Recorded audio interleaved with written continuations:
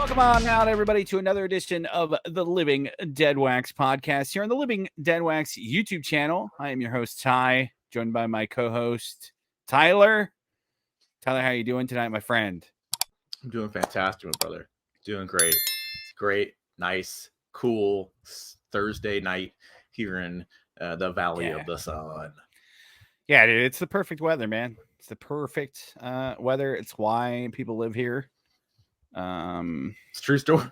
Right now. Yeah.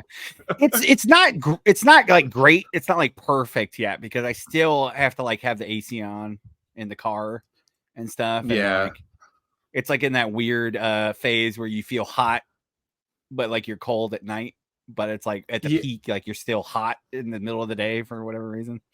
Yeah, because I'm cheap, so I don't want to pay for my AC at all. So I did turn my AC off a couple nights ago, and I'm going no AC these days. 100% no AC. So I just open the windows and open the back door. I just let things flow through, man, and put the fans on, and whatever comes. You know what I'm saying? I'm not. If it gets to 84 in here, it gets to 84 in here. Okay, we're gonna ride this thing out. Yeah. I mean, I turned it on the other day just for a little bit, just to cool it down. But at night I usually just turn it off.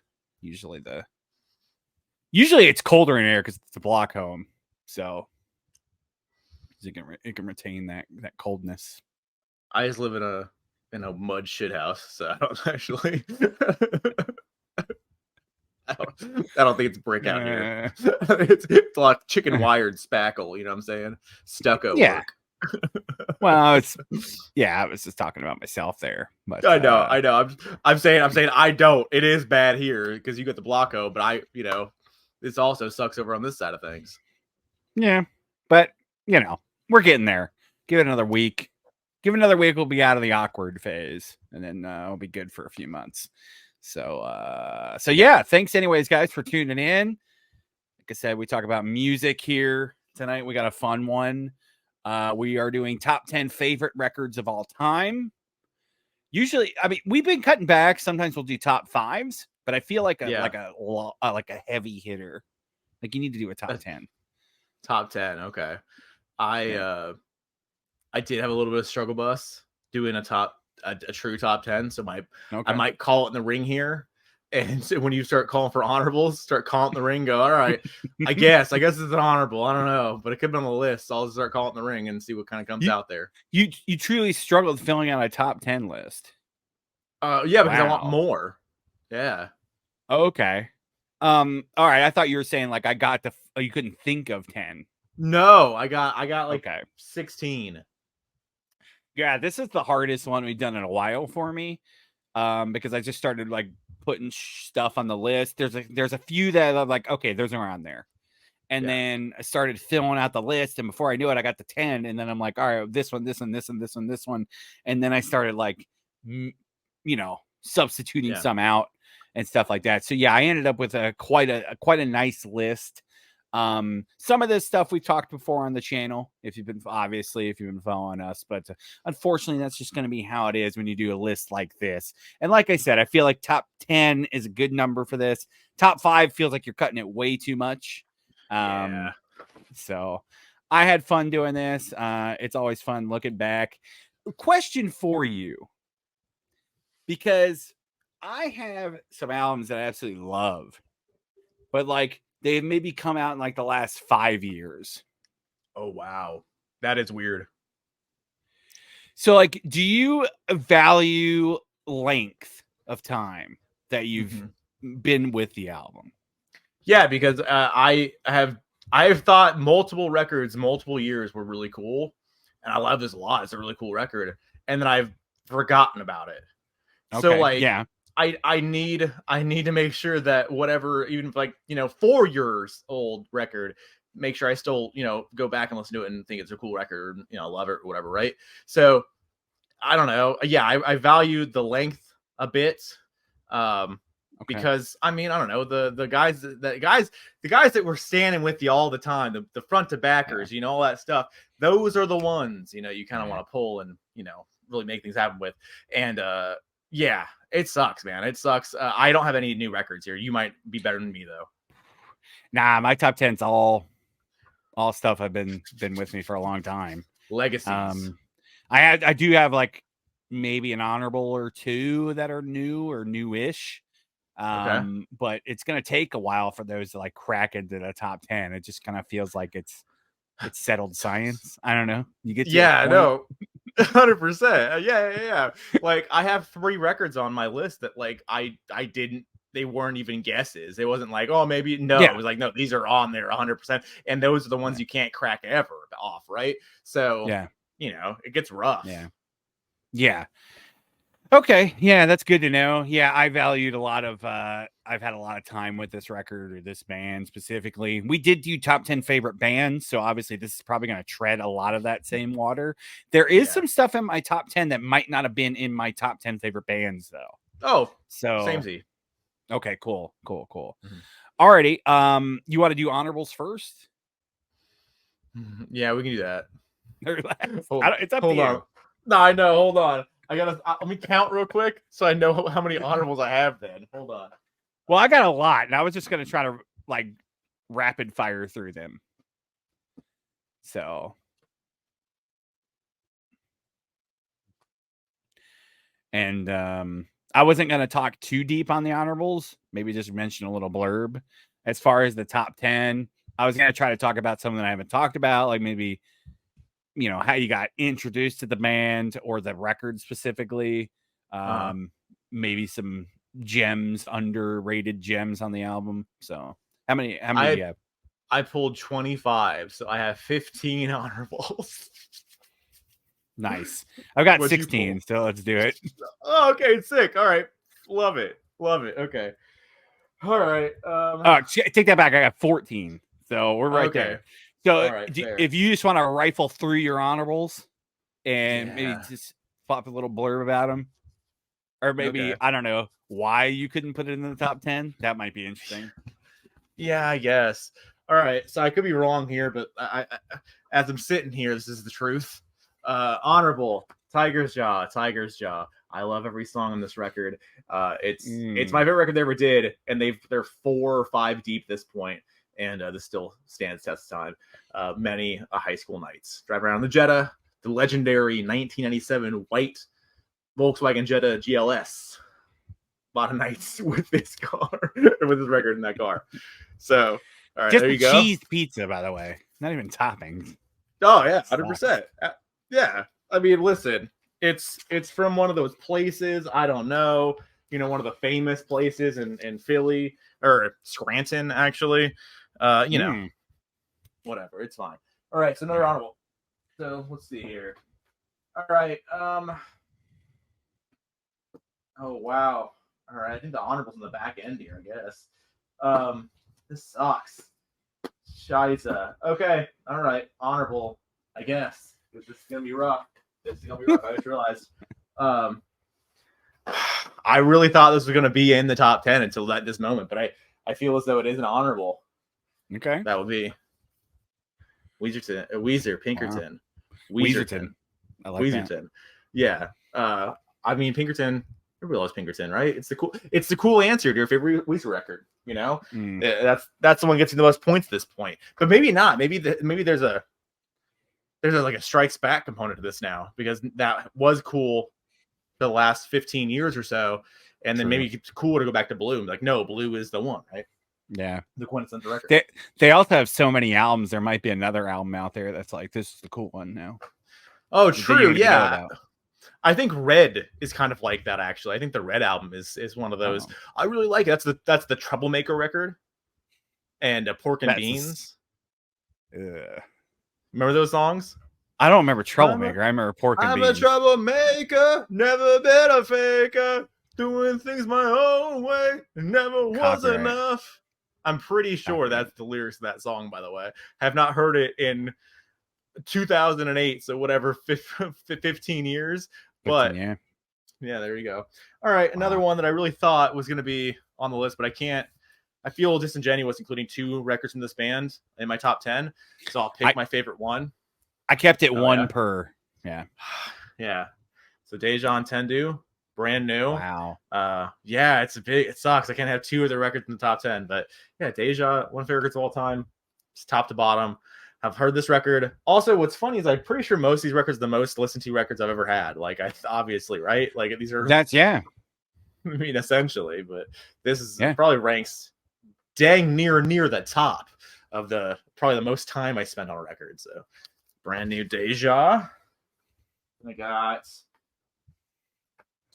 all right, this is another one of my favorite records ever. Obviously, it's their sellout record, quote unquote. But even though they never sold out, but it's fine. I'm not cool enough for everything else. But Against Me, New Wave, absolutely tremendous record. Love it. Top to bottom, has 6 huge singles on it, at least in the terms of like the scene.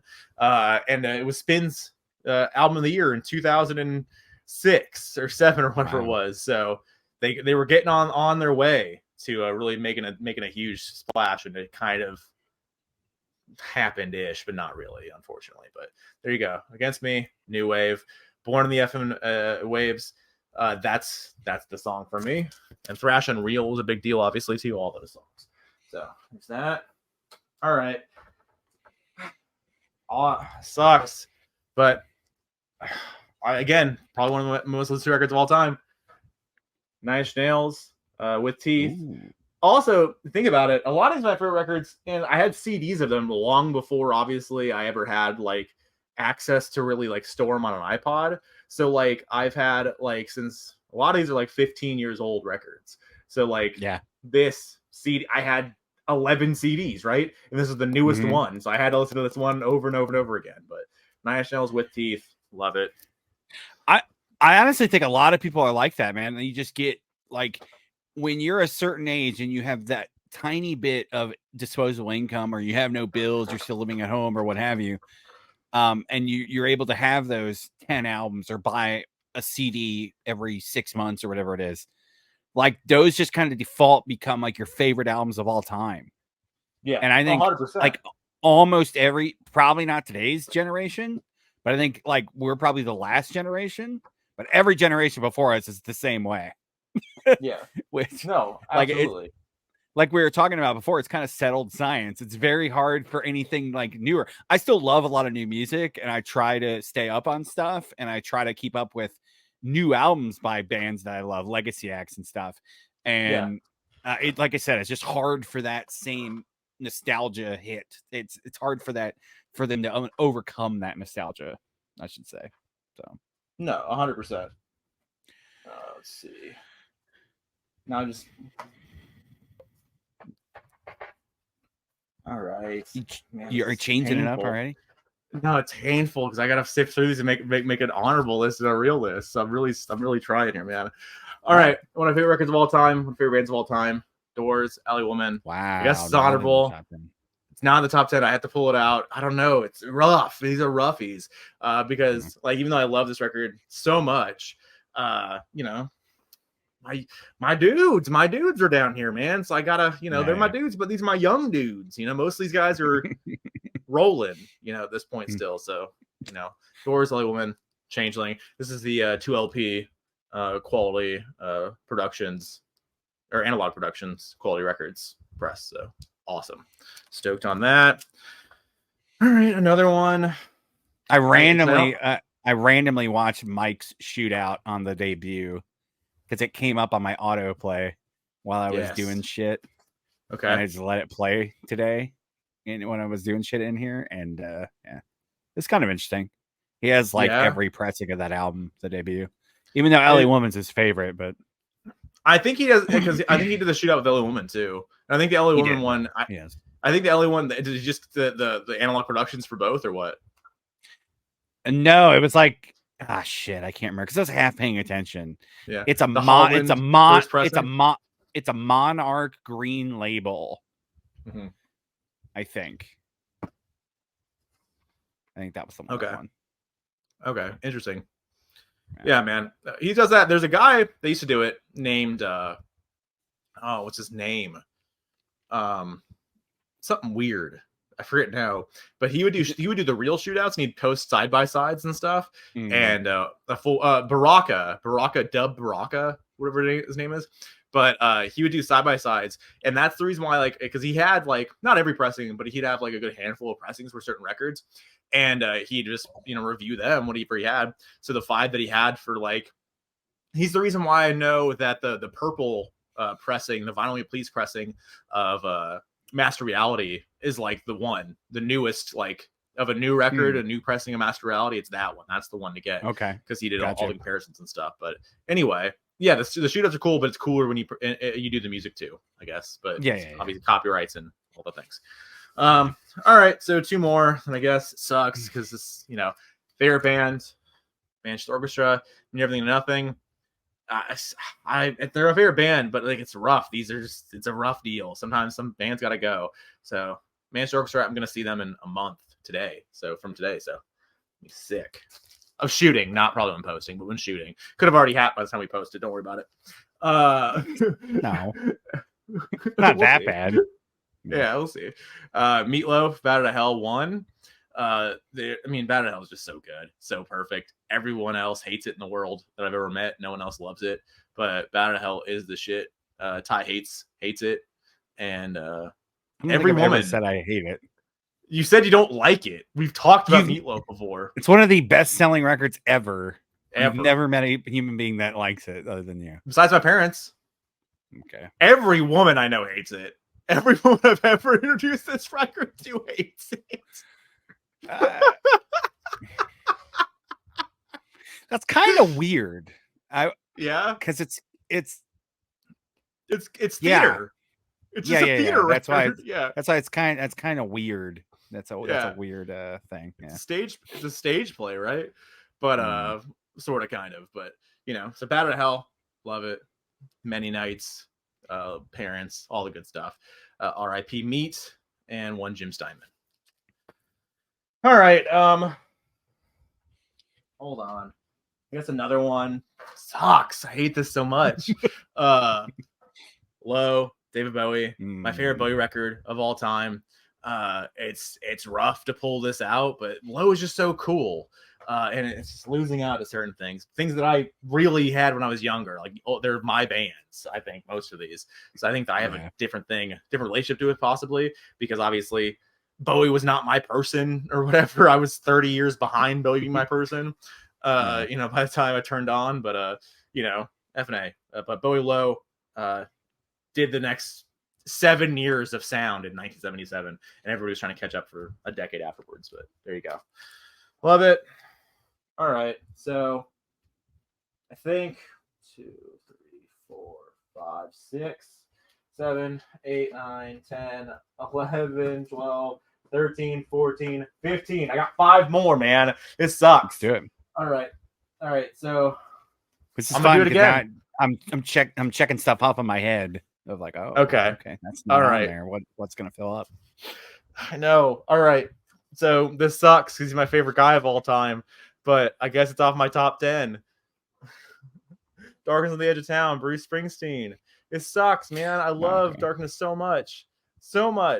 And like, I didn't choose 2 Bruce records. So this is my Bruce record, man. It's off. It's out of the top 10. He has so many that could be everywhere, but there you go. Darkness on the Edge of Town. Adam Raised a Cain. You got Something the Night. That's I don't know why I can think about it. Something the Night, Promised Land, all those songs. So there you go. Streets of Fire, Badlands, Promised Land, Badlands. What am I talking about?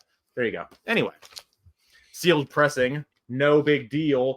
Older, no barcode, no big deal.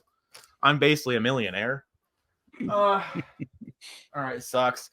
Format, Dog Problems. I love Dog Problems so much. Arizona band. Big band for me, middle school into early high school, and then forever afterwards.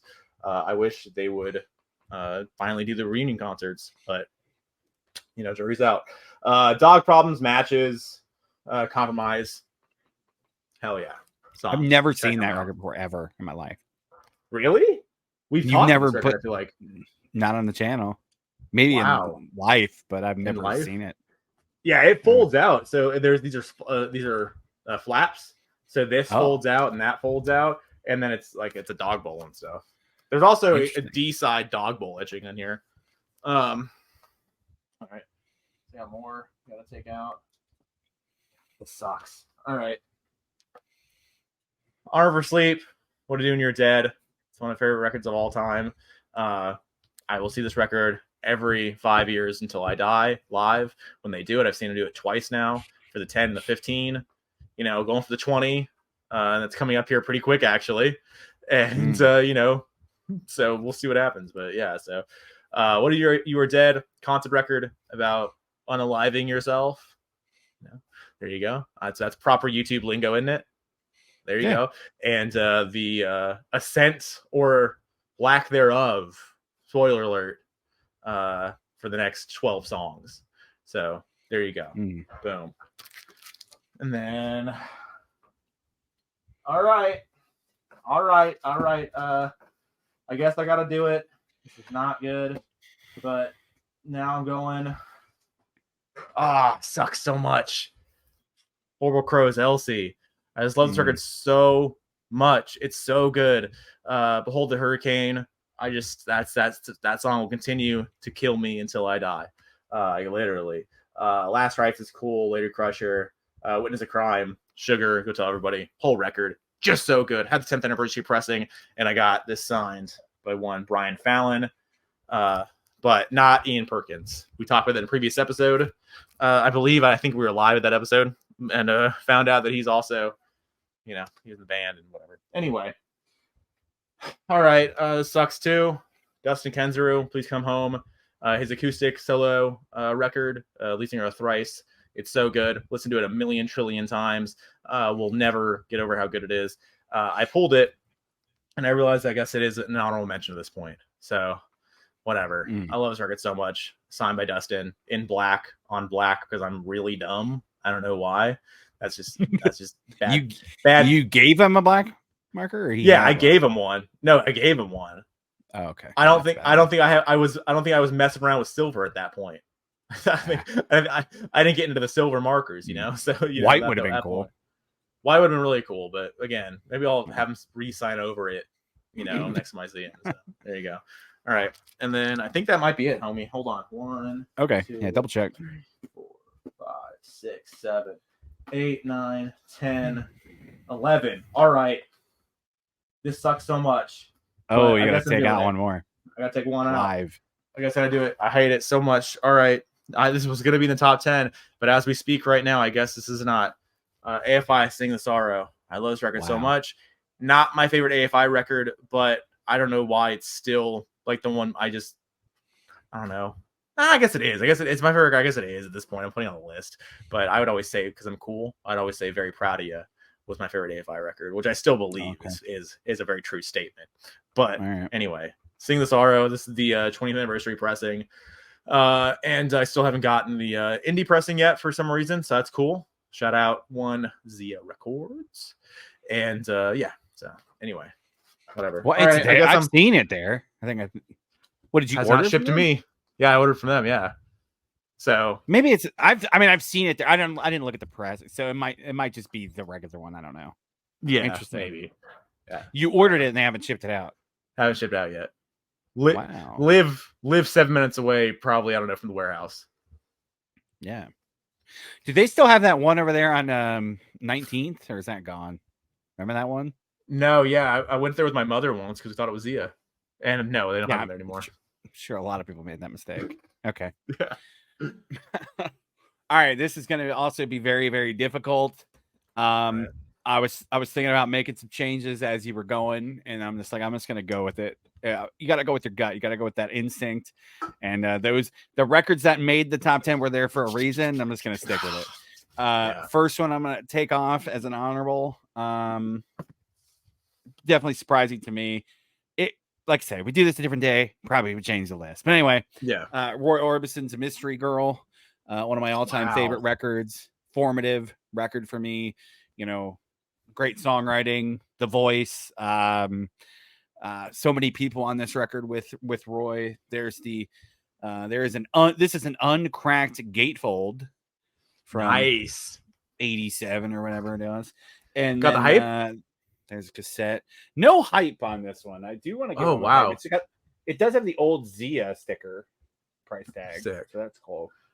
Yeah. And then one cassette. I couldn't yeah. find my CD version though. It might be. It might be out in the brown truck. I don't know. You want to do a format war? What are we doing here? Yeah, I mean, eventually, yeah, 100%. Yeah. Yeah. Just a great record, formative for me. Grew up on it. Still listen to it multiple times a year. Next one, my favorite record by this band. It's easily their best record.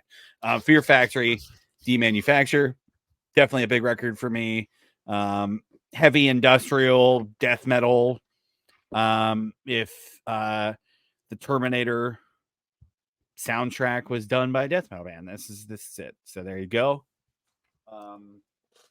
That is how he described it to me the first time I asked him about that record too. So yeah, it's the perfect description.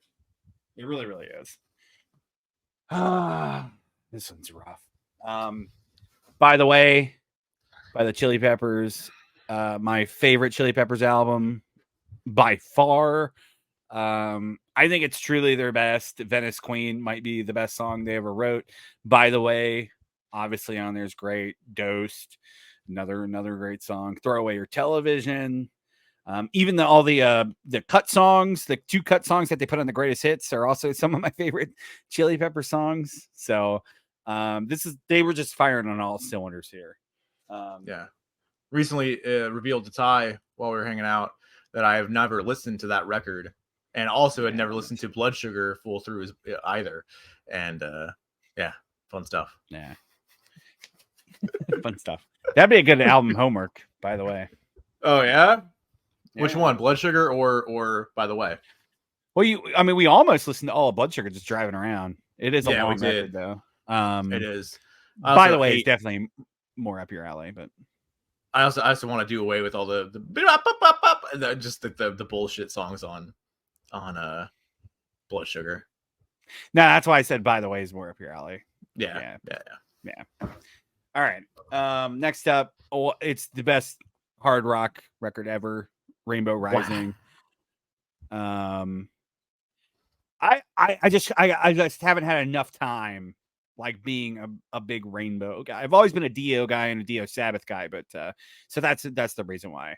But easily the best for me, for my money, it's the best hard rock lineup and record probably ever recorded. And there's cassette as well. So hell yeah. Format. If you have them, flaunt them if you got them, right? Exactly. Yeah. The first record that I ever owned, the record that exposed me to hard rock and heavier music, I've told the story before. AC/DC's Back in Black. If I did this, 10, 15 years ago, this definitely make the top 10. I think it's just because I've heard these songs so many times.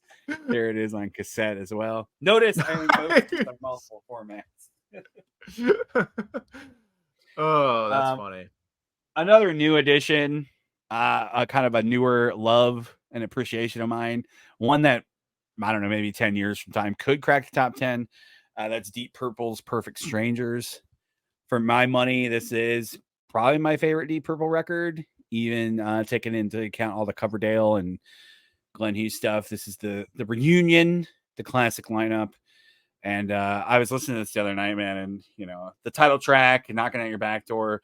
They're just, man, this record's so fun. This is how you do organs, okay? None of the Doors shit. This is how you do it. Hey, Stray, guys, shots fired. What are we doing here? There's the hype sticker on there too. That is the shit. Good. Yeah, that is the shit. I will say the Perfect Strangers video, I can't decide if it's the best or worst video of all time, because it just shows how ugly and like 80s out Deep Purple was at the time. Yeah. Yeah. Shane Douglas entrance song, by the way. Oh, also, yes, I did. You did tell me that. Yes. Yeah. This is probably the newest album on there. It's almost 5 years old at this point. Absolutely love this band. Goth, hard rock, heavy metal. This is their debut. Unto Others. Ooh, okay. Mana. Originally Idle Hands. They released this as Idle Hands and then changed the band name. If you're into gothic rock, like, and a little heavier, this is for you, man. Great stuff. Great live band. And again, as time goes on, because I listen to that record multiple times a year, I like the sophomore album too, but that's a little higher for me. As time goes on, it could rise up the ranks. This one was tough. This might be in your top 10. I don't know. Ooh. I'm surprised if it's not. It makes my honorables, and it's hard to not put it in there because I've listened to this record so many times, and that's Hysteria. Oh, okay. I thought it was another record. Wow. Okay. Okay. Like when I was thinking about records, I'm just like, I've listened to Hysteria probably more than everything else on this list. So like, it's got to be on there. Like for me, it's the best pop rock record ever. Like the production on it, it's so fun to listen to. It's just ear candy. Yeah, I mean, I get there's people like the earlier stuff, the more rockin' stuff, but like for me, like this is the peak of their songwriting ability. It's the peak Mutt Lange production. Like it's like peak 80s. Yeah, 100%. I thought you were gonna say Enema. Oh, okay. No, because I if you're not doing 2 albums, yeah, I know what your favorite Blink album is. So I was surprised that wasn't on your honorables, though. No, it's a rough deal. I almost pulled it, but then I felt weird pulling 2 records from the one band, right? Okay. So I still wanted to keep to it. All right. Let's make sure. Yep. This one is rough to put on the honorables, but I got to do it. Halloween, Keeper of the Seven Keys. I pulled part 2. I like kind of lean part 2 over part 1. You can't go wrong either way. German power metal. They're the Iron Maiden of power metal, and they're the founders of the genre, still going strong today. And such a classic album. And yeah, they're kind of Halloween's more of like a last, probably like 5 to 10 years. I did listen to them in high school, but not a ton. So like that's probably why. Exactly. Yeah. Next up, my favorite record by this band by far. This is really close to cracking the top 10. Killers with Battleborn. For me, it's their best album, top to bottom, best songwriting. Brandon sounds great on it. Killer album cover too, man. That's cool. Just a great, American rock. Wait, so is that your Killers record then, or you don't want to say? No, that's my Killers record for sure. Okay, if we ever do the Killer, if we ever do finally do the Killers record, that's definitely my spoiler. Okay. Next on the honorables, another very hard one. Journey, Frontiers. Okay. Yeah, I mean, I've talked about this record a ton. Formative records, by far my favorite Journey record. Kind of like Hysteria, it's like peak 80s. The production, the songwriting, they're firing on all cylinders here. I know Escape's probably equally as good. I just have a soft spot for Frontiers. Yeah. I do want to pick up the 40th anniversary. So I listened to that remix Steve did. It's interesting. A noticeable remix? Oh, it's totally different because he's chasing that Stranger Things money, or like a commercial or a movie. So it's totally different. I just listened to it. It's trippy.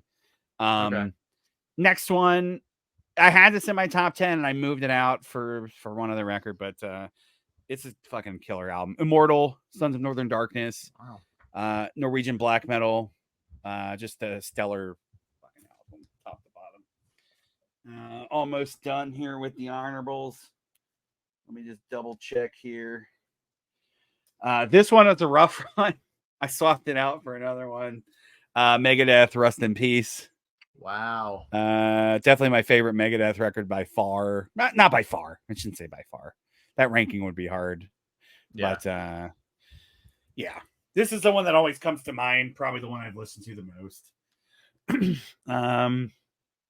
Almost done here with the honorables. Let's go through here. Double check. Is there any doubles in your top 10? What do you mean doubles? Like a band, two band. 2 records. No, from I one kept band? Okay. no, I kept the one band, one record, one band. Per last honorable. When we did the Alice in Chains ranking, this is my number one. So Black Gives Way to Blue. Wow. I was like, I gotta have an Alice in Chains in the top 10, and it just didn't crack it for whatever reason. So Black Gives Way to Blue. Man, let's do a vinyl reissue of that, please. There you go. Those are my honorables. Oh boy, it's rough. Let's do. Yeah, like I said, I kept it to one album per. A lot of this stuff is going to be nostalgia. Some of it's high school, so it is what it is. Like I said, that shit weighs a lot. So let's go back to let's bounce back and forth. So you want to start with your first one, and I'll go, and then we'll keep going back and forth. Yeah, I'll do it. All right. All right. I wasn't gonna cop out. I wasn't going to not include it. I had to include it. I know you even wanted to entertain this record as being a game at one point on this podcast. So, with that being said, I'm including it in my all-time top 10. New Radicals, maybe even Brainwashed 2. I will include this in the top 10. I love this record. What? All right. I don't think it's real. It's real. You took out LA Woman. You took out Darkness on the Edge of Town. You took out 9 Inch Nails. I'm assuming there's no 9 Inch Nails in the top 10 because you didn't mention like I took it out because there's another album for the New Radicals made it. It's fucking that's crazy, man. Whatever. I do it. I've never listened to it all the way through. I've never heard more than one song. So yeah, because yeah, it's great. It's a great record. New Radicals. Maybe I hope so. Yeah, it is. It's pretty good. How did you get introduced to the record? Like to that record? I mean, the same way Brils did. The same way Brils did. The video for "You Get What You Give" that was a big deal on TRL. And then I was like, all right, cool. And then for some reason in high school, I decided I wanted to download it for whatever reason. I have no idea why. And then I started listening to it. I was like, I love this shit. And then it just kind of went from there. So I had it on my iPod, and I listened to it a lot in high school and the end of high school. And then I bought a copy on CD. Had that for a number of years at this point, and you know, just got to keep going. I'm still on the lookout for the orange reissue, the orange variant of the reissue. So don't have all of them, but anyway, all right. Because the reason I asked that question is because I don't think most people made that. I don't know. That record probably sold a shit ton, but like, I don't think most people made that leap to where like I gotta check this record out forever. Yeah, and then like it just stayed forever in their life. Like that's the record that is the record that you like for 2 years and then goes away, like you were talking about. Before. So, props. You gotta do what you gotta do, man. New Radicals maintains. Okay, they maintain. I'm sorry. I apologize. All right. So you want to go? So now your turn. Yeah, we'll alternate. Yeah. A lot of these aren't going to be in order. When I get to my top 3, I'll let you know. I'll just go with this one first because it's there. I had to have a typo record on there. I couldn't put them all. And for right now, because I was listening to this last month a lot, October Rust by Typo Negative.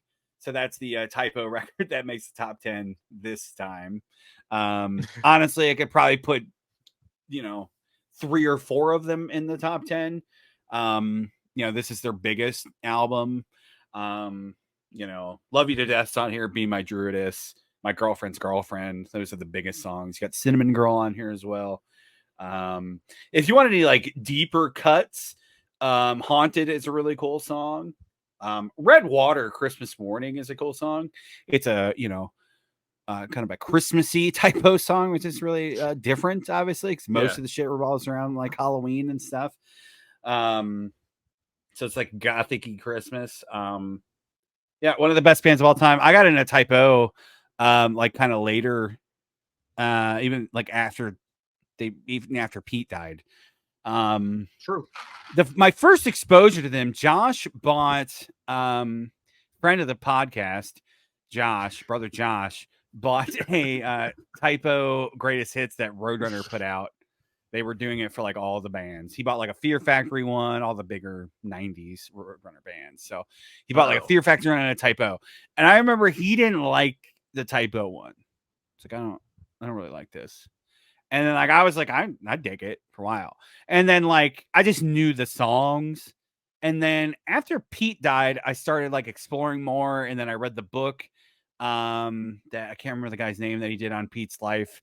That's kind of shit on by the family now. So it's not like, I don't know. It's a good book, regardless. I'm Yeah. sure most of it's true. And just like being drawn into this dude, this reluctant rock star, a giant man, and that persona. And then you start learning about the other members in the band. And then you start learning, like, you start listening. It's like, dude, these are some of the most talented dudes to do it back then.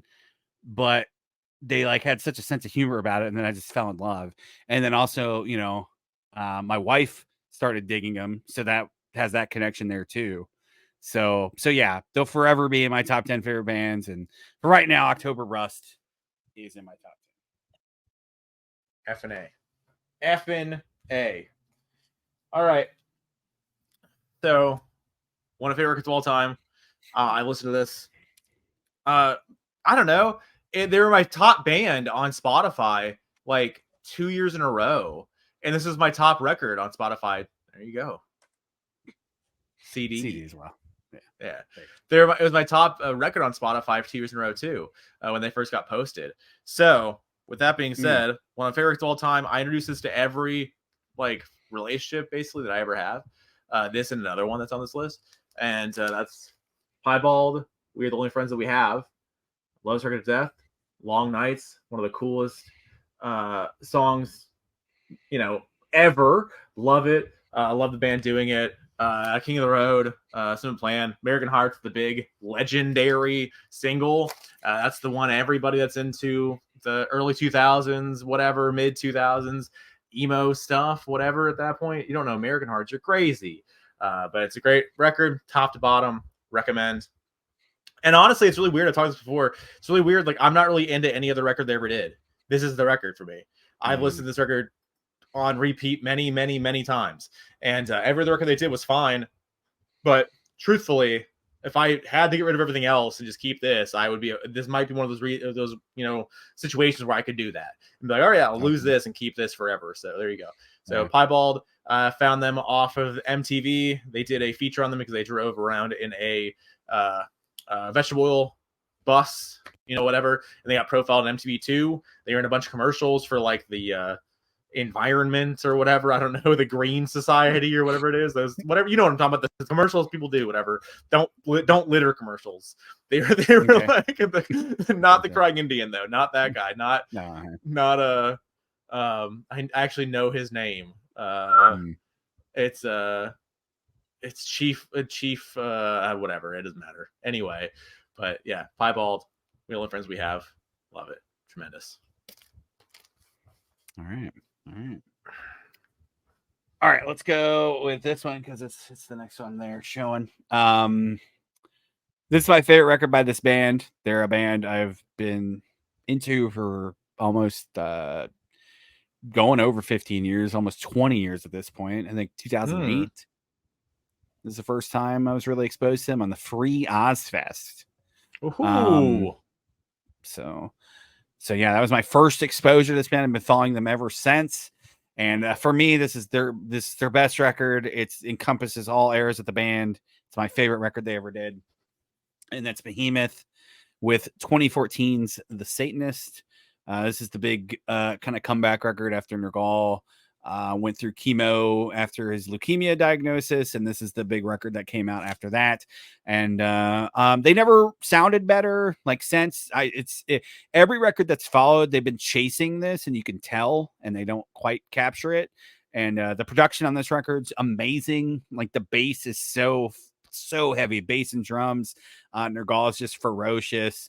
So yeah, this record will forever be in my top 10 for sure. And if you don't know anything about Behemoth, blackened death metal, more so just death metal. This record, though, like I said, is a kind of good encompassing of all the eras. Like there's a lot of good black metal on here too, and a lot of slower tempo songs, like Demigod and like Evangelion. Like those records are just, they're nonstop almost. Whereas this record has a lot of mid-tempo, slower songs, and then the faster stuff too. So Behemoth with the Satanist, yeah, definitely in my top 10 albums.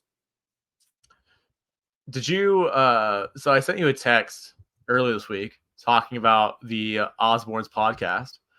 And yeah, I told you that I listened to a couple of episodes, and if they talk about music stuff, I think it's kind of interesting because Ozzy remembers more than what you might think he does, which is kind of interesting. So Okay. and anything he doesn't remember, obviously Jack can like remind him of something or other, and then Sharon can tell you whatever she was doing, whatever. So anyway, they talk about Ozfest though in one of the episodes. One of the episodes is Ozfest, and they talked about Ozzy asked who was or I think Sharon asked who was the craziest Ozfest like band or group or whatever through the history, and so they said Snot was the craziest band Guy because died. So. God, yes, and they talked glowingly about that guy quite a bit. Not really. So they played Ozfest 99, I think it was, or 98 possibly, and they told the story that Lynn, the lead singer, was a big sweetheart, and he's like and Ozzy said every day he would run into my dressing room and say, Ozzy, can I hide in here? And he'd just be like, what the fuck did you do? What's happening now? Like, who'd you piss off or whatever, right? Who's looking for you? So anyway, told the story that there was a the big toilet that was on stage at Ozfest 99 or whatever it was. The guy from Snot climbed up in the toilet naked during the set, Olympus' set, and got his oral pleasure like that. Oh. Yeah, not getting copyrighted here, or not getting struck here. Oral pleasure. Yeah. And, during Limp Bizkit's performance. So nice. Yeah, that was a thing. That thing that happened. And then he later got into a car accident, I think on the PCH, and died. So very, very soon after. That's how he died? Wow. I thought he died of an overdose. Okay. No, yeah, he got in a car accident. Wow. Bad times. Snot. I've never listened to Snot. I know that album cover though. It's got the dog. Yeah, we also saw at the Dimmu Borgir an Enslaved show. We also saw a guy.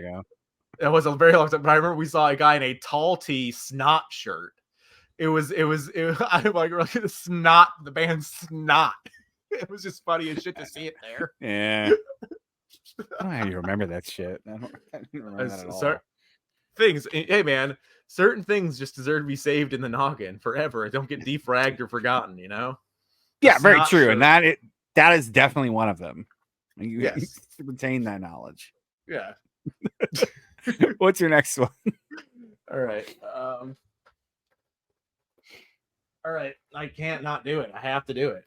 It's my favorite record from this band. I love the band's first 2.5 records. And the guy is currently going through an episode of Bad Times, so that sucks. Hopefully everything works out. But say anything in defense of the genre. It's a 27 song behemoth of a record that it was a very big deal, obviously, in 2007. They were on top of the world. Everyone was convinced they were the next band. Like, we didn't even know what that meant, but we were like, they're the band. They're a band that's going, like, your sister's buying this record is this band, and some did. But 27 songs, and there's a pretty big divide in the fan base even as to what songs they actually enjoy. I like everything off this whole thing. I don't skip anything. A lot of MySpace bulletins, aim away messages, probably early Facebook status posts or whatever updates. Hell yeah. A lot of lyrics off this record. So I can listen to this day and night forever and still hear new things and whatever. It's Max Bemis talking about all the crazy stories that happened after the Israel boy blew up and everything else. So he goes to the mental institution, and he has since been back there a couple times, I believe, and he was just most recently there like a month ago, and now he's on tour. So everything sounds great. So doing good. We got a new record coming out too. So say anything in defense of the genre. Are those like longer songs? Are they shorter? There's some shorties on there, so like a minute and a half or a minute and 20 years. Okay. There's also another thing that was cool about the record when it came out for a lot of people is a lot of guests on there. So it has like guys Take Back Sunday, Who Found Glory, Chris Carrabba from Dashboard, Haley from Paramore, like just tons of Gerard from MCRs on the record, like just tons of guest vocalists on there. So it was another cool thing in the fandom, the scene, because so many record people worked on it. So they basically went on Warped Tour. And they just went in the back of the bus on Warped Tour and just recorded vocals with whoever was on Warped Tour that year. So that's just all that happened, which is kind of just crazy. Okay. But yeah, so. And Fred, who is actually on that record, does back vocals, is actually in Say Anything right now from Take Back Sunday originally. Oh, gotcha. Or cool. At least from that record. So anyway. All right, this next one for me is tough. I didn't want to. It's weird. I was like, put Rest in Peace on there and this, or did I swap one and the other out? So I went with this, and like Rest in Peace could probably take its place, or another record by this band if I like sat down and did this a month from now, because I like most of the stuff. But anyway, Slayer, Seasons in the Abyss. It's probably my favorite Slayer record, honestly. It has some of my favorite songs. Dead Skin Mask is my all-time favorite Slayer song. Will forever be. Spirit in Black, Expendable Youth, War Ensemble, obviously. So I get it, it's slower, but to me, like they never lost the heaviness, and when they got slower, this record's just full of nice, tasty riffs. Yeah. So yeah, and they were still writing about the craziest of shit. Yeah, 100%, man. So Slayer, Seasons in the Abyss, all-time classic. Is 213 on there too? Metal. No, 213 is on Divine Intervention. Oh, okay, you're right. Okay, keep going. Yeah, another really cool song. But there's an original CD pressing as well, so very cool. Yeah, so like I just felt weird having Rust in Peace and this on there. I don't know. It kind of like they kind of ate each other's lunch, so to speak. So Seasons in the Abyss, though, all-time classic. And, so good. Will forever. That's probably the one I picked the most. Like if I'm going to listen to Slayer, I'll listen to Seasons in the Abyss. I have been on a Hell Awaits kick for a while too. So yeah. So you're going the exact opposite of Seasons in the Abyss at that point. So Hell Awaits is kind of slow and creepy though too. Yeah, it's not Show No Mercy, I guess. So yeah, that's fair. No, it's definitely not as fast as that. Yeah. And it's definitely not as fast as Rain and Blood. So yeah, that's fair. Yeah. All right. So all right, I want to save a top threes. I want to say I have a real top three here. All right. So one of my favorite records of all time. It's they're a band that I listen to a solid chunk of their catalog every year. The newest record they made is the first record I'm not into at this point, which really sucks. I wish maybe I'll get into it some other time, but whatever. Love them dearly. Met them. Got signed stuff by them. Tegan and Sarah, The Con. I love Tegan and Sarah so much. They this again, big MySpace, big AIM, big early Facebook. Or I'll write a Facebook status tonight with Take On Sunday or Tegan and Sarah lyrics tonight. I will do it. I don't even post on Facebook anymore, but tonight, so good. It's top to bottom. It's just you don't even have to write it. Just go back in your memories and just repost it.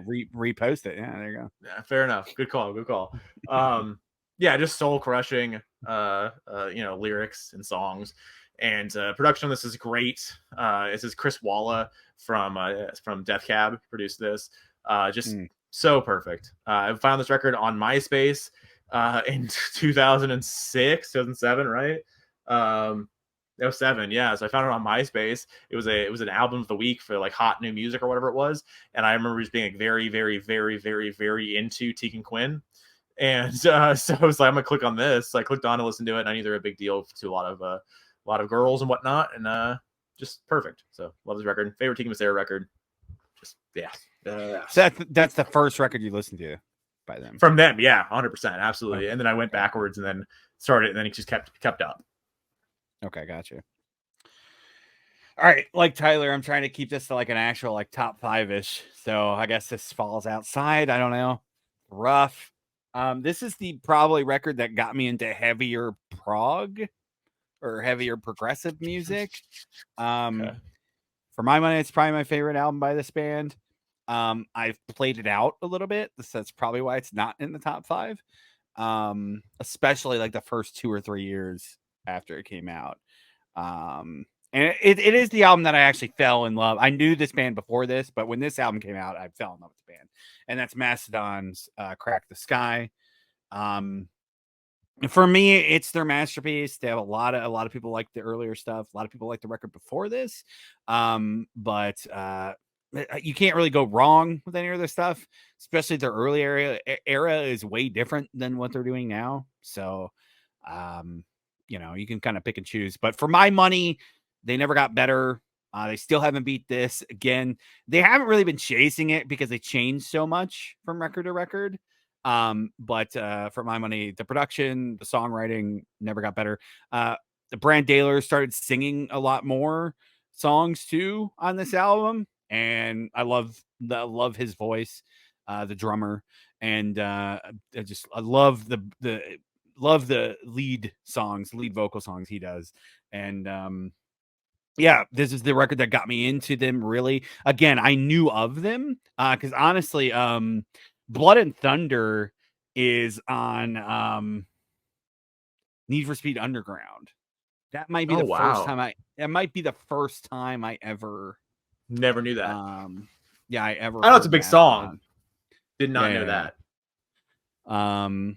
I'm pretty sure it might have been, but then, so yeah, I was kind of aware of them, but when this dropped, it's like, it just struck everything. And like I said, it got me into more heavier progressive music. I wouldn't say it got me into progressive music because there's a band coming up that takes that spot. But, so yeah, Mastodon, Crack the Sky. This is, what is it?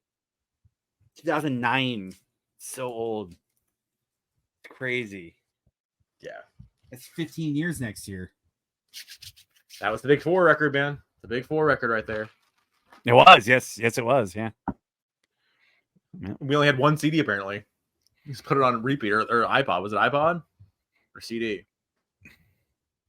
I forget. It might have been CD. I don't know why. It was CD because it was a rental van. I don't think they probably didn't have aux cable or whatever. Yeah. So, there you go. All right. Kept it going. All right. Well, this is a really weird record for me because I love this record so much. I have not listened to this record in over 10 years at this point. Wow. And cannot to this day for various reasons. And it's just so heavy, but it's one of the most popular records of all time ever. Adele, 21. Okay. I love this record so much. This is one of the few times where 100%. This record shatters me. It's horrible. To this day, like I said, I have not listened to this entire record in over 10 years because I can't do it. But it felt weird not putting it on the list and felt weird not putting it in my top 10. I've listened to it so many times. Very sad, very emotional. And this is one of the few times that like the pop mainstream, the entire world got it right. I think it sold something like 55 million copies worldwide. Just insane squillions of dollars kind of stuff here. And she's the biggest artist, in the world whenever she makes produces records, right? For better or worse there with the 30 vinyl fiasco. But regardless, Adele, 21. So good. So there you go. Had to do it. Had to hit it with you, man. Yeah. Felt disingenuous. I'm getting the vibes that Hysteria didn't even get fucking making or anything. That's weird. All right. Getting the vibe. And you already knew that because you chose it. Doesn't mean much. I put it on my honorables. You could have had it on your honorables at least. Shit, dude. Come on. Okay. I think I got 5 left, so I got 5 too. All right, so we're officially in top 5 territory. These are top 5ers. I feel comfortable putting this in the 5 spot. I was introduced to this band. This band, I'm not gonna say got me into heavier music, but it's very close.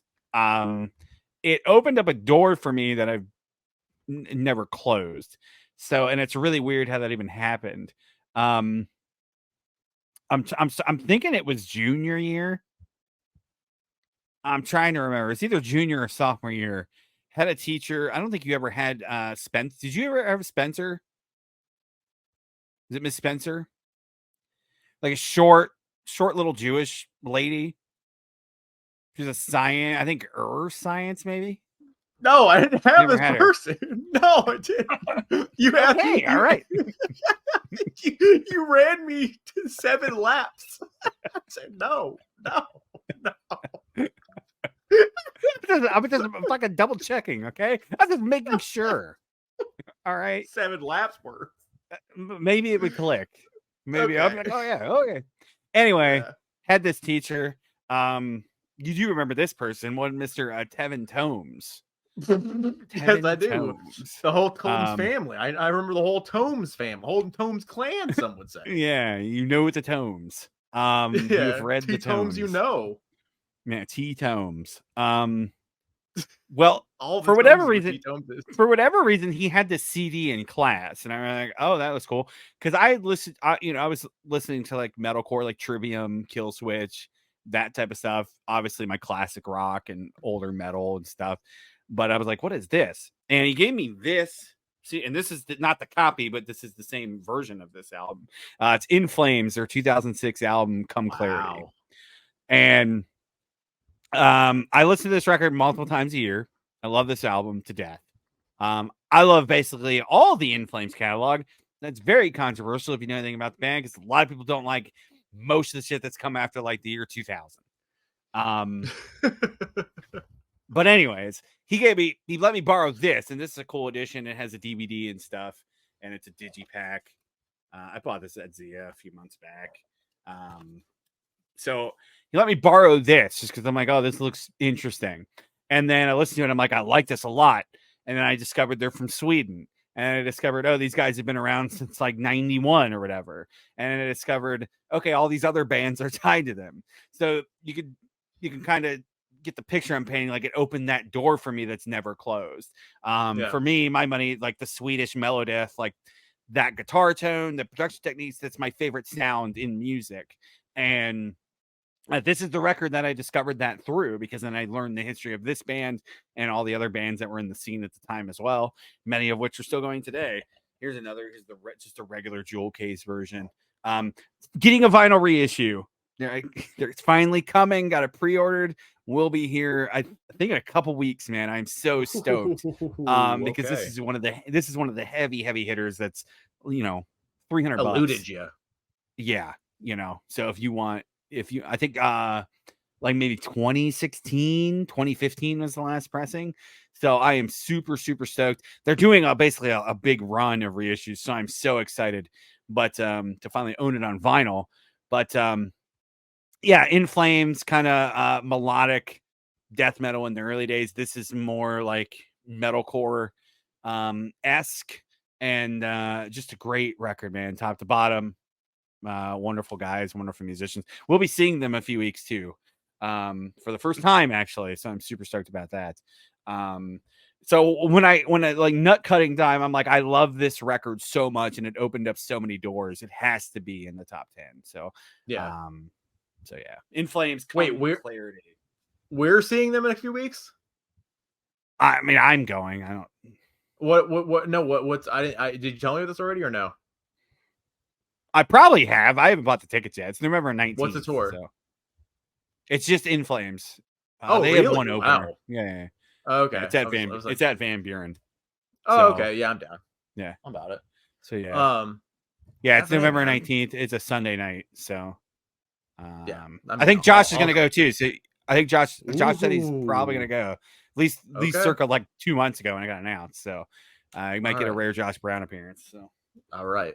I love it. You know me. All right. So another one on here. So I got 5 left, right? 1, 2, 3, 4, 5. All right, got 5 left.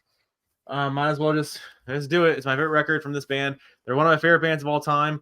I understand it's. Oh, also I was gonna say, hold on. The In Flames is like the new age Metallica. like the first 9 years of the band, the only records that are validated or whatever in the scene. Kinda, Everything yes, else, yeah. except for the last 30 years, has Yeah. been bullshit for most people. So there you go. Yeah. What's funny is the argument is that they got popular and they did change the sound, but they Metallica. sort of.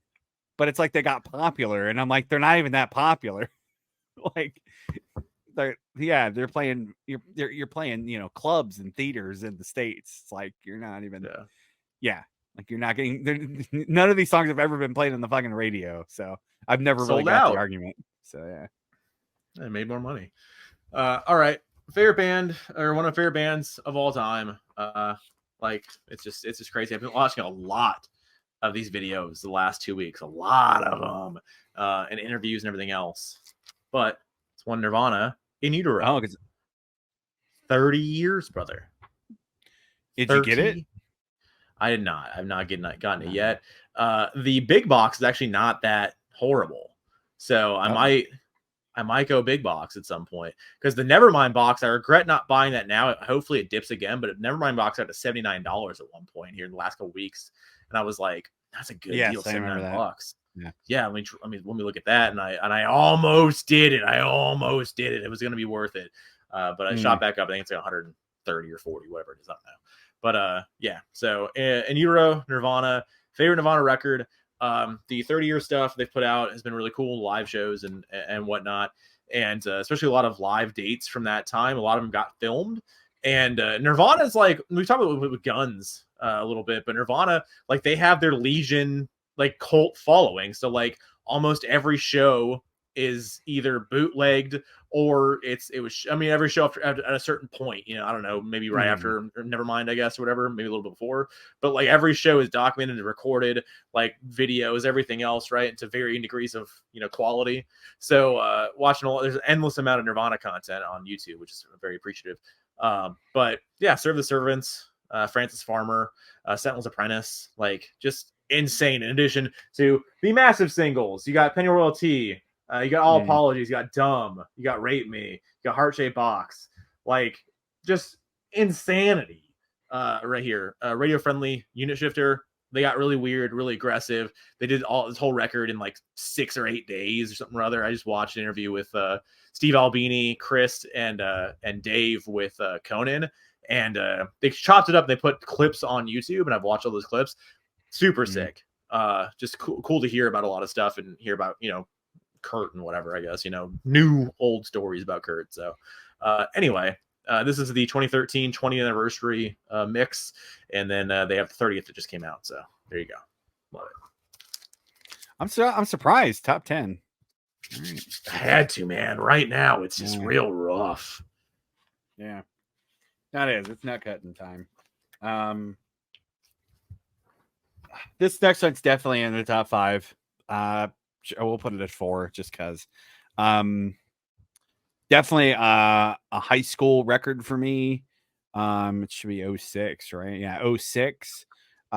Discovered this band through my brother Josh, and I don't even know. I think they were getting they always got heavy coverage here locally on the local rock station, and I remember Josh coming home with this CD, and I think it's just because he liked the single. And later we would see them, going to see them many times. No longer active anymore. It's kind of disappeared.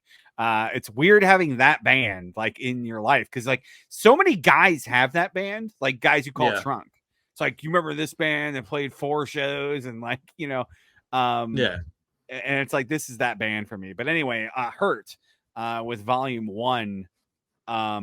Here's the digipack. This I got on Christmas in like probably like 07. So I've had it that long. Very cool digipack that opens up. This CD is like wrecked. So because I just wore it out. So I eventually had to buy just the regular jewel case version to replace it. No vinyl pressings for any. Actually, one of the records doesn't have vinyl pressing. It's very expensive. Oh, true. But no vinyl pressings for any of this stuff. Probably will never see the light of day because why would Capitol give a shit about any of this? Hard rock, alternative. I don't know. that's kind of the thing about the band. They kind of got pigeonholed into a thing that didn't really fit them. So like that always hurt them. I always likened them, and I was listening to this record today, kind of new school Alice in Chains. They did open the Alice in Chains reunion. That was the first time I ever saw them. And yeah, just very powerful lyrics.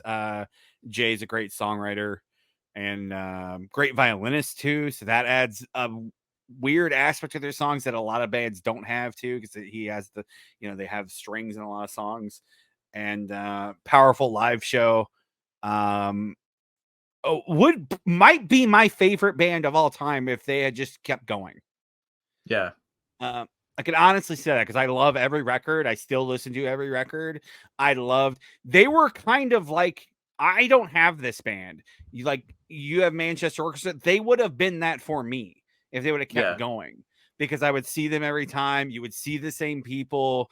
They would play the same venues, and you just kind of formed a family. I was on the forums and shit, and just stopped for shit reasons, just drugs and alcohol. It fucks people up. So yeah, great album, man. I just highly recommend this to anybody who likes hard rock. Like if you like hard rock alternative stuff, just powerful shit, this is a good record. Yeah. Also, we were talking about it's pretty how pompous it is that he named the first record Volume 1. Yeah, I mean, technically, it's not the first record. That's the major label debut. There is a record before that he did, called that Jay did, called The Consummation, and then that later got re-released as the Reconsummation after Volume 1 came out. Capitol put it out, but essentially, yes, it is the debut called Volume 1. They did follow it up with Volume 2, which I honestly thought putting on there instead of Volume 1, they would definitely have 2, possibly 3 records, because I love Goodbye to the Machine as well. So how much is that right now? The vinyl, I don't even know, because I never see it listed anywhere. There's got to be. That was when they got dropped from Capitol. They did a small indie label. I remember going to Walmart to buy the CD, still over there, and I just wasn't in the vinyl at the time. Yeah, shout out. So I didn't even look for the vinyl at all. Yeah. And I've never seen it listed. It might has been sold on Discogs. I don't know the last time it sold, but yeah, I'll look it up. But yeah, that's because the whole thing is like, because what is that, 2009? Good on the sheet is that was senior year. Yeah. See, I remember these things. Actually, holy shit, there is one for sale right now. This is news to me. Okay. For $452. All right. Ships from Belgium. So it actually would be $557 to get it. So yeah, Amusement Recordings was the label that they signed to. The highest ever sold for is $350. Okay. So you'd set a new record. You'd set the new market. You bought that. Oh yeah, by far. Yeah. It sucks, dude, because I remember like being like not friends, but internet friends with people on that forum. And then it was like, oh, the band's dead. And that forum, the website got shut down, and like all these people got scattered to the ashes. Yeah. And it's like, where are these people at? No, it's real weird. And sometimes you still see like random posts, like jail posts on Facebook. I'm not on Facebook, but sometimes when I'll look, I was like, what's going on? Jail post on Facebook. And then like you'll see like random names pop up. Like I remember this person from 15 years ago. Like they're still commenting on shit. I wonder if you made like a hard rock subreddit like post, or I don't know, maybe metal, I don't know, whatever, but subreddit posts, some sort of genre, and just said, who remembers Hurt? I wonder what the response would be. I don't know, man. I mean, locally that song like Rapture and Falls Apart were big singles. Yeah. They would always get played on the radio, and they did get promotion from Capitol. It's just kind of weird. They just never fit in with anything going on at the time on the radio. So like package tours and shit didn't really happen. Like they never got any. Alice in Chains is the biggest tour they ever got on. They That was the never first did tour, like a wasn't it? yeah. Yeah, that was the first big major tour for him, and I don't remember them really doing any big package tours with anybody. Yeah. I wonder Any like I wonder bigger if you bands, like a Shinedown or something, like like the radio bands. if you had 3 questions for Jerry Cantrell, which would one of those questions be, what do you remember about Hurt and what do you know about Hurt? Yeah. Maybe. He Talk would be about like, that band. "Who?" I don't remember at all. Obviously, because why would he? Well, because they were But both on Capitol for that record, weren't they? Wasn't the Black Gives Way to Blue a Capitol record? well, technically, Alice Chains hadn't been signed to Capitol because that was before the record came out. That was just Okay. like we're going to do a tour and see how it goes. Okay. And they started writing the record during that tour, and then they completed the record and then shopped it around, and then Capitol. So Okay. so you're kind of half right, but it Okay. happened beforehand. Yeah. So Interesting. Yeah. I mean, I expected it. Do you have so okay, so I have 4 here. How many of my 4 do you think you have? Like, don't say it, but how many of my 4 do you think you have? Oh, in my head? Yeah. That I know 2 for sure. So Okay. All right. and Well, I feel like I probably know all of them, obviously, but I know you probably 2 know all. Yeah, you. definitely. Yeah, I think you're just kind of forgetting Okay. a couple of them. But all right, so these are all could be interchanged at this point. It's top 4. They could all be interchanged at maybe I have a 1. Maybe I do have a 1, but at least 3, 4, 2. Whatever. But 4, 3, 2. So anyway, all right. So my favorite record from this band, one of my favorite bands of all time. Will never get over this record. Can listen to this record. Oh, okay. I got 3. I know 3. End on end. Okay. All right. Yeah. So you're forgetting the 1. Yeah. Go ahead. Brand new. Okay, so that's I'm not forgetting that Devil one. and God. Okay. Devil and God Raging Inside Me. So it's the 3rd record for them after Deja, the major label debut. This is a massive deal in the scene, the fandom. There was so much hype built around this release and the band, and always was, and always will be for whatever reasons. And just seeing them, I saw them on all these tours for this record that came out west. I saw them on the right before the record came out. I saw them the day after they announced the title for the record. I saw them the next day open up for Dashboard Confessional, and it was a really nutso thing. It's the closest thing that I've ever been into a cult, because they are a cult. Brand New Fandom is a cult. Absolutely, it is. Like it's yes, 100 still is. Yeah, still is. Like it's unbelievable. I don't have many of these. Like I have a lot of bands that I love like this, but theirs is the only band that, not a lot of bands by the way, but I have a few bands, but like they're the only band that has this fandom. And it's just crazy. But yeah, so I just so many nights, so many days, high school, like just every day for years and years would listen to Devil and God Raging Inside Me. Still put it on from time to time. Have not done so extensively in a little bit, but still put it on, and still as fresh as ever. All the cool sounds, the lyrics, the mysteries behind things, the theories, all that kind of stuff. So there you go. Brand new Devil and God Raging Inside Me. Love it. Yeah, I definitely get it. We did album homework assignment, and Tyler gave me that one, so I finally was able to listen to that. Yeah. And yeah, I get it. I get everything about it. Was Jesse playing the other day? Because I saw a post on the subreddit because it still comes up in my recommended. Okay. And somebody posted a picture of his wife posted a picture of him on a stage. Okay. And it was just him, I think, with the acoustic guitar. I don't know. I didn't dig in too deep just because it comes up in my recommended. I'm not like sub to the sub. But yeah, so I don't know. I didn't know if you knew. I don't know anything about this, but I am now going to look because I'm very curious at this point. The subreddit has 46,000 people in it, and about 4,500 or 45,000 of them are absolute cult members. So just crazy. I don't see anything that pops up immediately.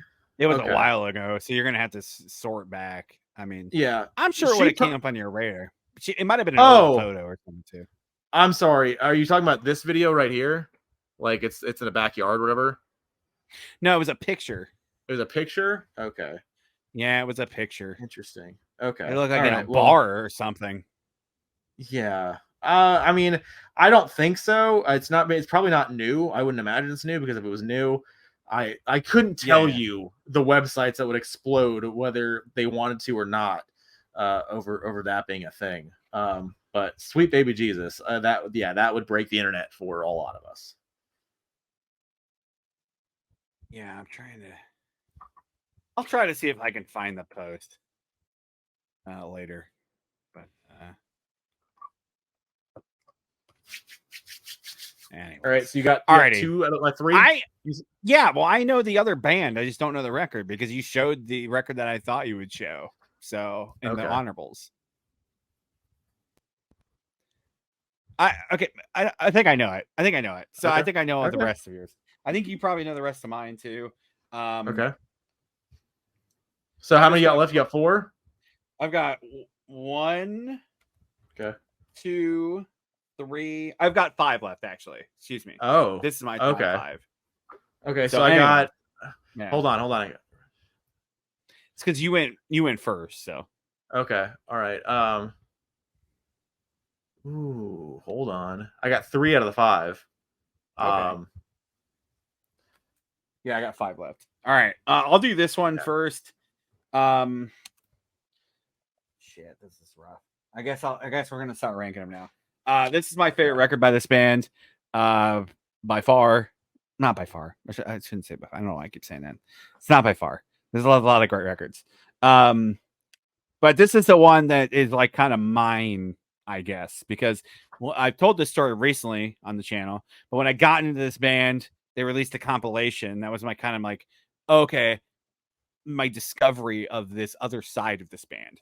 That's Black Sabbath, Heaven and Hell. My all-time favorite Black Sabbath record.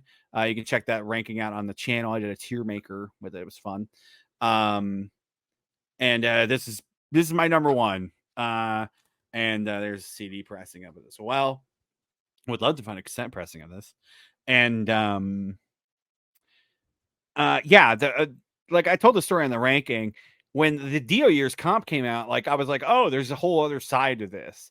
And then they started doing the interviews with Eddie Trunk on VH1 Classic, and then the reunion ramped up, and then they did the new record, and then I saw them. Like that's my Sabbath because I got to see that Sabbath. I didn't go to the the 13 tour, the end tour. I never saw Sabbath on Ozfest. Saw Ozzy, but I never saw Sabbath. So like I gravitated towards these songs so much, and like I don't know, I guess it was kind of like the cool kid pick, like, oh, I like Dio Sabbath, you know what I'm saying? Yeah. But it just stuck. It's just more my vibe. I dig Dio more as a frontman and a singer and an entertainer. So, and honestly, just as a person. Like,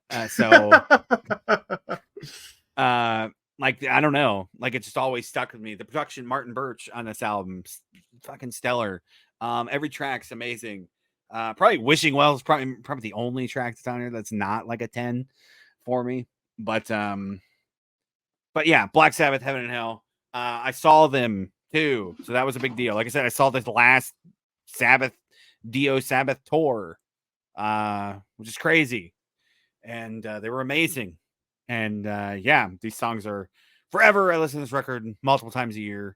Will forever until I die. It's an amazing record. One of my favorite album covers of all time too. So there you go. Yeah. No, 100%. Oh boy. All right. So you want to wait? So we're caught up now, right? So I can go. You gotta go twice. No, we're caught up. We're good. Now I have 4 left. You have 4 left right now. Then you'll have 3 left. I have 3 left. Oh, okay. I thought you had 4. I don't know what happened then. Just keep going. Okay. All right. This is rough.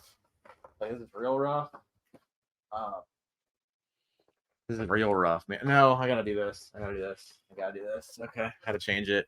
All right. So my 3rd favorite record of all time tonight. I just double checked. I definitely have 10. So I was just like, maybe I have more than 10 on my list. No, I definitely have shown. I mean, odds are I messed it up, so don't worry about it. All right. So this is rough. I guess this is number 3. Yeah, I guess. All right. Futures, Jimmy World, 3rd favorite record of Travis. Hold on. Whoa. Time out. Okay. What'd you So miss? there's no Manchester record in the top 10. There, I said honorable. I had to do honorable cuts, man. Yeah, but I thought because you said I don't have two, I'm not gonna have two. I thought there was gonna be Yeah. another Manchester record coming for sure. No. No. Wow. I Okay. know. It All right. sucks. It sucks real bad, my friend. It sucks real bad. Okay. All right. Yeah. So Jimmy World Futures. I've talked about this record a million times at this point on this channel, probably 5 or 6 different videos. But it's perfect. High school, a little middle school, high school. I saw the 10-year. I'll see the 20-year next year if they do it. It's one of the biggest deal records of my entire life. Will never get over the first time I heard this record. I didn't hear it entirely until probably a sophomore year. I liked the songs I knew, but sophomore year is the year that I actually bought the double disc, and my buddy Jake, also a master Jimmy World fan, and we just drive around in his car late at night listening to Futures and just like watching like the videos on prehistoric YouTube and stuff and whatever. Like it was just crazy. But yeah, Jimmy World Futures signed by the dudes. I'm missing Tom on this, but one day, hopefully get it all done. But yeah, so anyway, love it so much. That's your first Jimmy World record?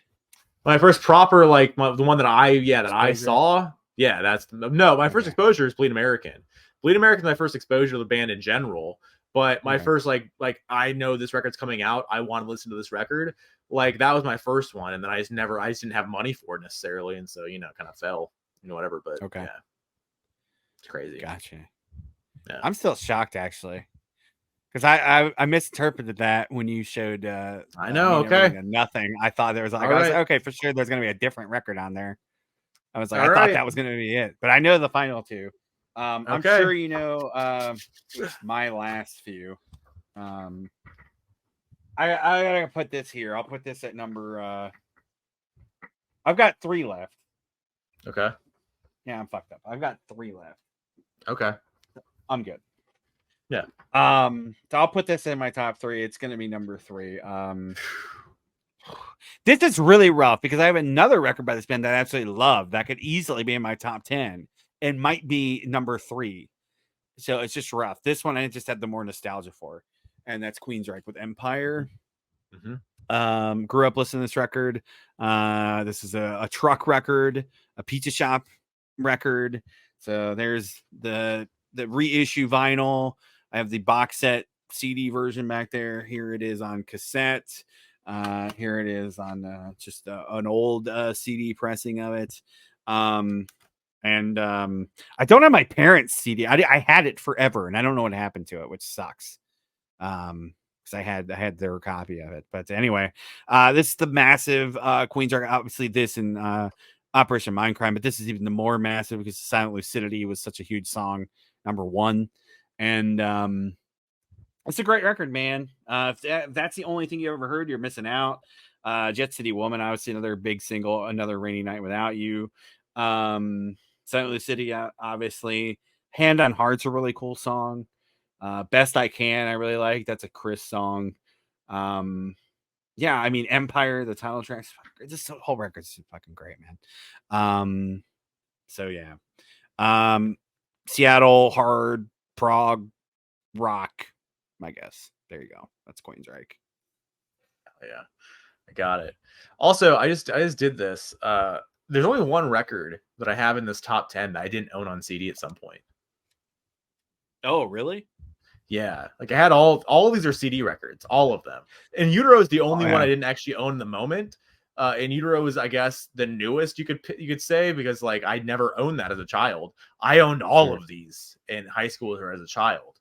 So like it's a rough deal. I mean, basically everything on my list I owned as on CD too. I mean, Heaven and Hell. Yeah, that's yeah, I still do. Yeah. Yeah, I mean, especially basically everything I had on CD first, I would say. So yeah, they're all long-term legacy releases here. So it is what it is. Yeah. All right. Okay, so what I'm putting up the one that I'm putting that one up right now. But you're saying you think you have the other one. Yeah, I know the top two. Okay. All right. I'm putting Unless I misinterpreted another pick in your honorables too. So we'll see. Go ahead. All right. So I think I'm gonna do the one that you know about. The one right. I've said it multiple times before, and so I really did it, and it really is a thing. So all right. So my favorite record from this band, my second favorite record of all time. This would probably click as one of my most listened to albums of all time. I think I have 4 copies of it I've bought over the years. I bought it the night it came out, and every song forever is just so good. Blink-182, the Untitled record, Blink-182, whatever. I can't underscore this enough. How important this record was to me in middle school, through high school, every day since. Like I don't listen to this record that often anymore, but when I do, it's like it never left. Like I had it on just I burned it out a little bit, but like it's never not great. Just I can't ever get over it. It's my first ever record that I had exposure to The Cure. Got that from this record from Robert being on all of this, and yeah. So for a year-ish, 9 months or so, they were the biggest band, one of the biggest bands in the world, and the biggest band in our scene, period, was Blink. And then Green Day happened, then American Idiot happened, and then it was all over. So that's why they broke up. A lot of people don't know that, but that's why they broke up. So there's that. So anyway, Blink-182, Untitled, great. A lot of these songs still sound great. We watched videos of them last weekend, or this week, actually. This week we watched videos. But whatever. Anyway, Blink, perfect record. Love it. There you go. Yeah, I definitely obviously knew that was on there for sure. So Robert Smith writes in his song on the new record too. Yes, I believe that is true. I still not listened to it, still not dove in. No, it is true. I was listening to it the other day. So that was okay. In the liner notes. Wow. Because I was listening to the production on it, and I'm like, did Travis mix this too? Because like the drums are the goddamn highest thing in the mix. Like I couldn't even hear the vocals. Like I was turning it up so loud. I was at work, and I have Bose computer speakers at work. So I was like half paying attention, but I'm like, dude, I cannot hear the vocals. So I was turning it up so loud, and I'm like, the drums are so high in this mix. So, but somebody else mixed it, but Travis did the production on it. So did it all production, and I got about halfway through, so I'm gonna save it because that's a kind of maybe a segue into a future episode. So, but anyway, my number 2.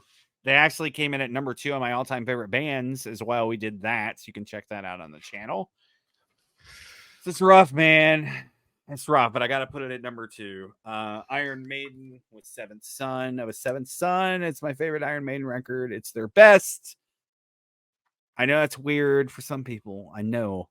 I love keys. I love synth. I love progginess, and this is probably their most prog, other than the newer stuff, which isn't really prog. They're just long.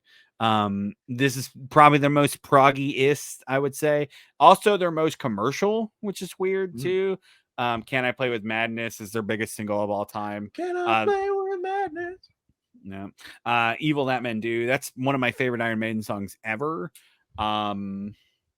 Yeah, this record, top to bottom, it doesn't get better for me as far as Maiden goes. Listen to it. I try to listen to it at least once a year for sure.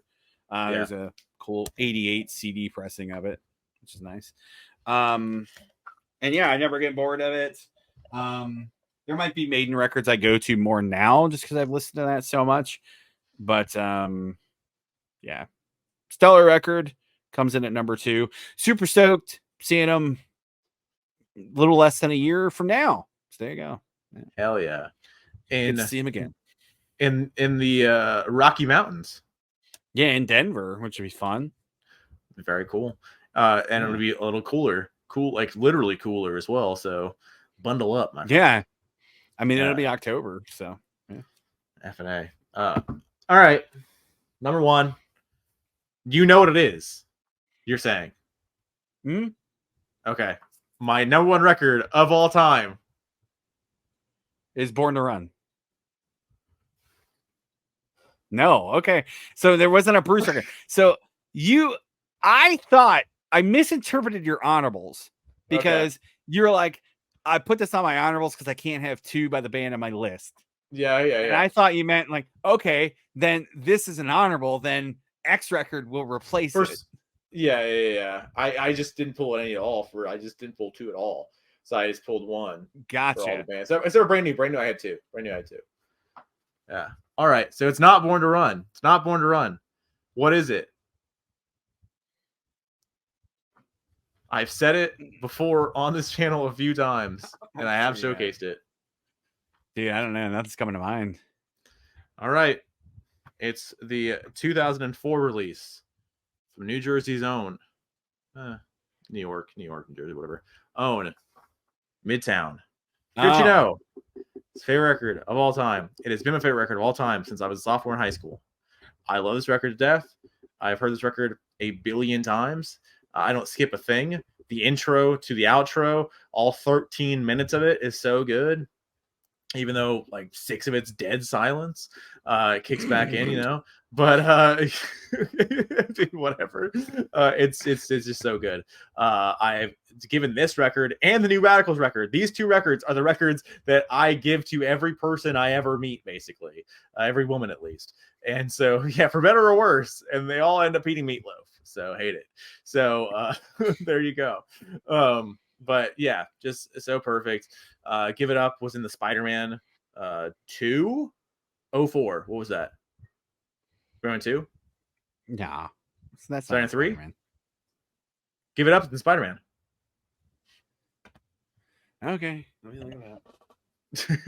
I think it's Spider-Man 2, I guess, then. The credit song in Spider-Man 2 is Dashboard. Yeah, it's not that one, yeah.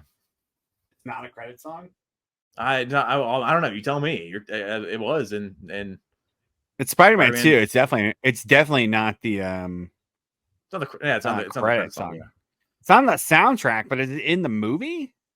That's you, brother. That's all you. I don't remember. I don't know. I gotta rewatch it.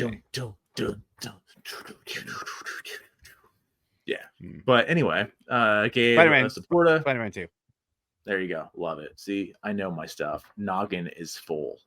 But Gabe Sporta, Cobra Starship was his next band, and broke this band up because he didn't want to sing depressing shit for years on end, and he was in a bad way. So they broke up, and they have since gotten back together a couple times and played shows, and they put out a covers EP last year, and whatever. I wish I could come see them. They have never played. That's not true. They haven't played a solo date on the West Coast here. They did play a little bit on the MCR tour, and which is a big deal. And Fall Out Boy's a big fan. I did see them play Rock and Roll. I saw Gabe play Rock and Roll, the song, with Fall Out Boy live in 2007. Did not know that was going to happen, and I didn't even know really who Midtown necessarily was. At least not that record. That's the record before this. This is my favorite record. The other ones are fine, but this is the one. It's more mature. It's not so pop punky. It's different. It's more serious. You know, whatever. Anyway, Midtown. What you know, just tremendous. Favorite record of all time. We'll go to the wall for this record every day of the week. I mean, yeah, I knew that, but I just find it kind of crazy that you don't have. I mean, a Bruce record in the top 10 or a Manchester record, man. It's rough. Shit. It was a rough nut cutting time, brother. It's rough and nut cutting. Was Midtown in your top 10 artists? No. Wow. I believe so. No. Yeah. No. I always say, like, I always say, because people ask me, like, what's your favorite record of all time, and then I have to preface it with, that's my favorite record of all time, but it's not my favorite band of all time, and because that's a whole different conversation, right? But yeah. Gotcha. All right. Well, my favorite record of all time is by what I ranked my number 1 favorite band of all time. Yeah, it's weird because I was thinking, like, when did I first hear this record? And I don't really remember, because I've always loved Subdivisions. That's always been my favorite Rush song. Just for as long as I can remember, but I don't remember the time I actually sat down and like, what record is this on? Because I knew Rush songs where I knew albums, just because of my dad and brother, and especially with the Different Stages live album. I just remember hearing all those songs and like eventually like, oh, that's Signals. Okay, let's check out Signals. I don't remember like the first time I heard it, which is weird. You figure I would remember. But anyways, I was introduced to Rush like as a young kid, young lad. So like these songs are always in my life. And for whatever reason, the 80s Rush has always resonated with me the most. For me, this is probably their best 80s record, even though Power Windows is creeping up, man. It's been creeping up in recent years. So but for now, this is still my Rush record in my top 10. But yeah, Subdivisions, the Analog Kid, Chemistry, Digital Man, the whole record, The Weapon, New World Man, Losing It, Countdown, whole record's solid. Front to back, and I do have the 40th anniversary box set out there, but I didn't want to dig it out. So, so yeah, Rush Review and Signals, unboxing on the channel. There is, yeah. My favorite record of all time, for sure. The band that definitely got me into prog and progressive music by far, easily. So yeah, it will forever be. There's definitely albums in this top 10 that I've listened to more than this. Because this is not the record I go to if I'm going to listen to Rush anymore. I try to listen to shit I haven't heard a ton. But it's just, it has such a nostalgic pull for me. That it still ranks as number one. So I don't think I had any surprises in there for you. No, not really. No, I got most of those. The top fiver was really kind of lock in there. I had questions as to which like record you might choose, but the bands I knew, like I knew Maiden, I knew Rush. Yeah. I didn't know what you were truly gonna do with Sabbath. I thought maybe you were gonna do a Tony Martin, possibly. That might be could be a wild Didn't card. watch the ranking. Thanks. Well, I didn't finish it, motherfucker. But okay. even though you did tier system, yeah, I don't want to. It was fun. Listen, I was planning on doing that with you at some point. Apparently, you jumped the gun. You couldn't deal with it anymore, and whatever. It's fine. Don't worry about it. I'll still do my own. I'll do my own Sabbath ranking by myself, for my damn self. You know, I would love to know yours. I would love to know that. That was the whole point of doing it, actually. Yeah, one day, maybe me and Lynn will sit down, debate, really figure out which one we're going for. You know, see what happens. But yeah, no, I didn't have it. I knew the bands, but I anticipated there could be wildcard records, I guess, but not wildcard bands. So especially not top fiver. So yeah, I got you. But F&A, man. So that's fun. I mean, it wasn't easy. It was not easy cutting them down to 10, especially when we pulled 25. So, like, I will say, I know you're surprised about a lot of stuff that I did here, possibly, because I didn't include this, but I put this, my notables, my honorables, whatever. Like, I very easily could have switched a lot of those in here, and I wouldn't feel weird about it. Like, I don't regret the New Radicals pick, because I do love that record so much. But if I had to flip any at all, that might be flipped at some point, possibly. Might flip it. Who knows? Okay. We'll see. Okay. But I still will go to the wall for that Greg Alexander with 2 G's. I still got you, my friend. We're still rocking it. Hell yeah. Gotcha. Yeah, there's stuff. One record that I didn't mention, man. I forgot. I don't own it anymore, which sucks. Because that vinyl is expensive now. It's Devin Townsend project, Addicted. That's easily one of my favorite records of all time. I don't know what I would take off though out of the top 10. It'd be rough. Maybe Seasons in the Abyss. I don't know. I felt like I needed a Slayer record or a Megadeth. But then but then your thrash is not represented there if you take it out of the top 10. That's so, like, I wanted to have exactly. I wanted to have a little bit of representation of like all the major shit I listened to, and I feel like I covered that. So yeah. Anyways, guys, this was fun. We got to the end of another top 10 list. Hit the like button, subscribe. We are over 100 subs right now, unless people unsubscribe before this post. But anyway, we are at 100, which is cool. We hit the goal for the year. Let's keep it going. Hit the like button, subscribe, comment down below. We'll have that silver plaque here in no time flat, right? Yeah, I mean, the first 100 is the hardest. Keep it going. They always say that. They always say that. Okay. Yeah, definitely. I've heard the first 1,000 is the hardest, but anyway. Appreciate anybody hanging out with us all the way to the end of this thing. If you did, you get a treat because we're gonna decide the next episode. And I got a couple topics I want to run by Tyler. Okay, So, cool. Let's do it. 2013. I want to do that for the end of the year for sure. Okay. It's a good year. I was going through the albums the other day. There's a lot to pick from. A lot of stuff for you as well. So we could do 2013. Topical. And want to do this as well. You already spoiled it, which is fine. We spoiled it multiple times. But I want to know like the midpoint, I guess, the middle of the sandwich, the Blink ranking. Okay. So I think those are what I'm feeling for next recording session. Whether it's next week or not, who knows? But if it is next week, anyways, those are kind of my options. Unless you have something you come to mind, I don't know. No, let's do the Blink ranking. Let's do it. Let's do the Blink ranking and be topical. We'll get hundreds of thousands of views on that because Blink is hot in the streets right now.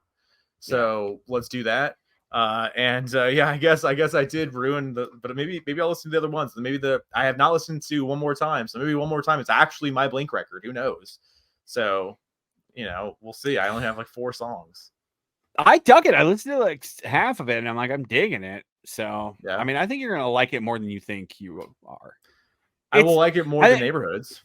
I think, 100%. I think it's definitely more up that alley other than, I don't know about doing Anthem Part 3. I don't know about that. Unforgiven 3. You didn't have a problem with that. You love that song. Yeah, I'm very sure. I have been known. Unforgiven 3, my favorite part of Unforgiven trilogy. Unforgiven 3, yes. Awful. Actually, I think I like Unforgiven 2 the most. That's a cool song. Are you Unforgiven 2? Are you Unforgiven 2? They should put the number in there though. Like, are you the song? Are you Unforgiven 2 or are you Unforgiven 1? Like, are you Unforgiven 3? Those should be lines in the song. Unforgiven 2 actually makes sense. Like, are you Unforgiven 2? Yes. Whereas Unforgiven 3 doesn't mean anything else. 3 just means 3. So. Trace? I don't know. Unforgiven Trace. That could be work. That could work. No, it's an Unforgiven Trace. That works out. Fuck. This is going off the rails. Thanks for watching, guys. We do the Blink ranking coming at you next on the channel. Hit the like button, subscribe. Like I said before, we'll see you next time. Peace.